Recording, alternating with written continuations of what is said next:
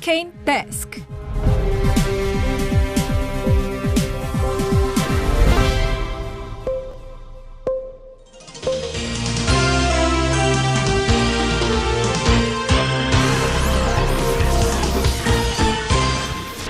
먹고 살기 힘들어도 지나치면 안 되는 세상 소식 전해드립니다. 허리케인 데스크. 첫 번째 소식입니다. 더불어민주당이 내년 4월 서울 부산시장 보궐선거에 후보를 낼 수 있도록 당원을 개정하기로 확정했습니다. 이틀간 실시된 전당원 투표에서 당원 개정 찬성이 86% 넘게 나왔는데요. 공당으로서 자격이 없다면서 야권은 일제히 반발했습니다. 여당은 유권자의 선택권을 보장하는 것이 책임 정치라면서 야권의 공세에 반박했는데요. 이낙연 더불어민주당 대표는 후보자를 내서 유권자 심판을 받는 것이 옳다는 판단을 내렸다고 밝혔습니다. 그러나 당내에서도 비판의 목소리는 나왔습니다. 여권 정치 언론인 유인태 전 국회 사무총장은 당 혁신위원회에서 통과시켜놓고 지금 와서 손바닥 뒤집듯 뒤집는 것은 너무 명분이 없는 처사라고 비판했습니다. 저렇게 쉽게 약속 어기면서 무슨 정치를 한다고 그러냐. 국민에게 최종 선택을 맡기는 건데 뭐가 문제라는 거냐. 여론도 분분합니다. 이런 댓글이 눈에 띄었습니다. 자, 그럼 국민의힘은 구속 대통령 2명 배출했으니까 대통령 후보 20년간 안 내는 겁니까? 허리케인 라디오 청취자 여러분들 어떻게 생각하십니까? 고견을 기다리겠습니다. 미국의 다음 대통령을 뽑는 대선 투표가 미국 워싱턴 시각 현지 시각 0시, 우리 시각으로는 오후 2시 조금 전부터 시작이 됐죠.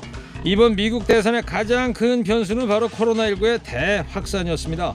코로나19는 미국 경제 회복을 내세우며 재선이 무난하리라고 예상했던 트럼프 대통령을 단숨에 벼랑 끝으로 몰았습니다. 또 선거 절차에 있어서도 중대한 변화를 가져왔습니다. 벌써 1억 명 가까운 유권자가 우편 투표를 포함해서 선거일 이전에 한 표를 행사했습니다. 대체로 민주당 지지층이 사전 투표를 선호하는 것으로 알려진 가운데 과연 트럼프 대통령이 11월 3일 현장 투표에서 이를 얼마나 만회할 수 있을지, 또 트럼프 대통령이 정말 불복 소송에 나설지가 이번 선거에 중요 관전 포인트로 꼽히고 있습니다. 가장 최근 나온 여론조사 결과에서 민주당 후보인 조 바이든 전 부통령이 전국 및 여러 경합지에서 공화당 후보인 도널드 트럼프 대통령을 앞선 것으로 나타났습니다. 이번 대선의 가장 큰 특징은 선거 결과 예측부터 대선 불복 가능성까지 이 모든 게 불확실하다는 점인데요. 저도 예언 한번 해보겠습니다. 트럼프냐 바이든이냐? 저는 바이든입니다.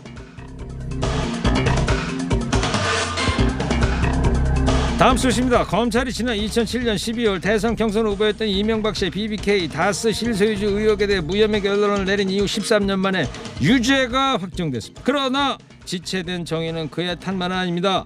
고비 때마다 면죄부를 줬던 검찰과 특검의 역할이 컸는데요. 검찰은 2007년 8월 중간 수사를 발표하면서 이상은 씨 명의의 도곡동 땅은 제3자의 것으로 보인다면서 실제 주인이 이명박 씨라는 점을 강하게 암시했습니다. 그러나 17대 대선 2주일 전인 12월 5일 최종 수사 결과는 전혀 달랐습니다. 이명박 후보의 것이라고 볼만한 뚜렷한 증거가 없다, 이렇게 밝힌 겁니다. 대선 이틀 전 이명박 특검법이 통과됐으나 대통령 취임 직전 특검팀은 역시 도곡동 땅은 이상은 것이 맞다, 이런 결론 내렸습니다. 당시 특검팀은 다스에서 100억대 비자금이 조성된 사실을 밝혀냈으나 이를 발표하지도 검찰에 이첩하지도 않았습니다. 13년 만에 이명박 씨가 결국 처벌받게 됐으나 당시 검찰이나 특검 관계자 가운데 책임을 진 사람은 아무도 없습니다. 이명박 씨가 재수감되면서 이런 말했죠. 진실은 결코 가둘 수 없어. 네, 그 말 그대로 됐네요. 아무리 감추려해도 진실은 주머니 속 송곳처럼 드러나기 마련이죠. 그나저나 저기 검찰 말이요, 이래도 개혁 안 할 겁니까? 더불어민주당과 정부 청와대가 재산세 인하 대상 기준을 공시지가 6억 이하 1주택자로 결정했습니다. 그동안 당정청은 입장차를 좁히지 못했는데요. 9억을 주장하던 민주당이 한발 양보하면서 당정청 간 합의가 극적으로 이루어졌습니다. 대신 주식 양도소득세 부과를 위한 대주주 요건을 현행 10억 이상에서 3억으로 내리는 정부안을 유예하자는 당 의견을 관철했습니다. 이낙연 대표는 두 현안 모두 부동산 시장과 주식 시장에 큰 영향을 미치는 만큼 불확실성을 오래 끌고 가서는 안 된다고 생각한다면서 세부 사항을 정리하는 대로 곧 정부가 발표할 것이라고 강조했습니다.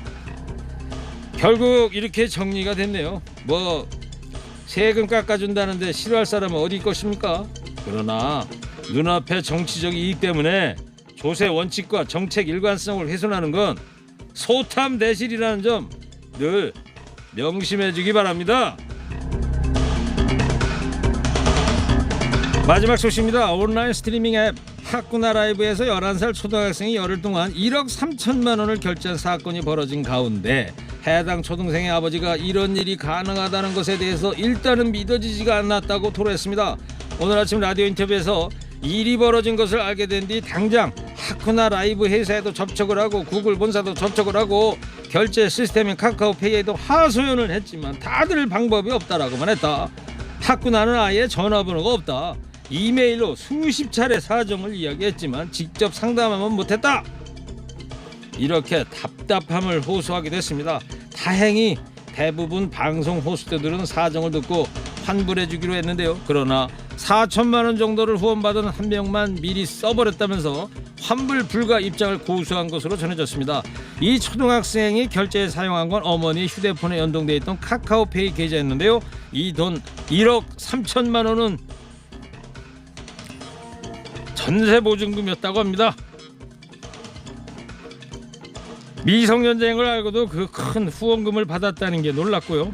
후원금에 한도가 없다는 것도 놀랍고 휴대폰으로 1억 넘게 결제되는 것도 놀랍고 매번 이런 일이 발생하는데도 여전히 가이드라인이 없다는 것도 놀랍습니다. 아직 돈 안 돌려줬다는 그 BGM 말이요. 남의 눈에 눈물 빼면 내 눈에선 피눈물 난다고 하죠. 이거 안 돌려주면 나중에 벌 받는 날 와요. 오늘 허리케인 데스크 여기까지 하겠습니다. 깨어있는 시민이 됩시다.